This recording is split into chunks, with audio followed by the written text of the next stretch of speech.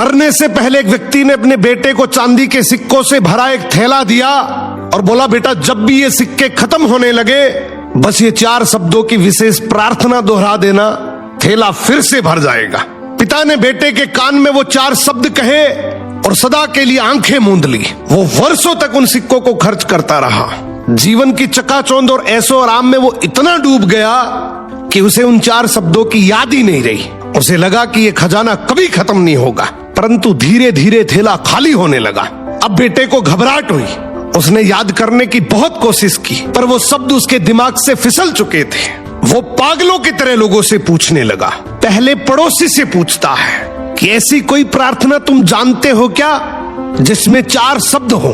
पड़ोसी बोला, हाँ मैं 4 शब्दों की प्रार्थना जानता हूँ, ईश्वर मेरी मदद करो।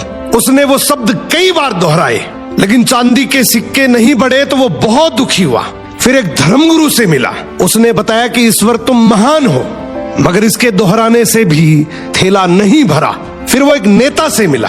उसने मजाक में कहा, जरूर ये होगा, ईश्वर को वोट दो, परंतु कुछ नहीं बदला। वो निराश होकर अपने घर की दहलीज पर बैठ गया। तभी एक भूखा भिखारी उसके द्वार पर आया। लड़के के पास खुद के लिए भी बहुत कम बचा था, फिर भी उसने अपना बचा हुआ भोजन उस भिखारी को दे दिया।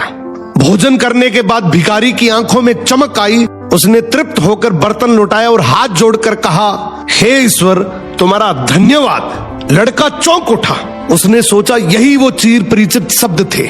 उसने दोहराना शुरू किया, हे ईश्वर तुम्हारा धन्यवाद। देखते ही देखते उसका थैला फिर से चांदी के सिक्कों से लबालब भर गया।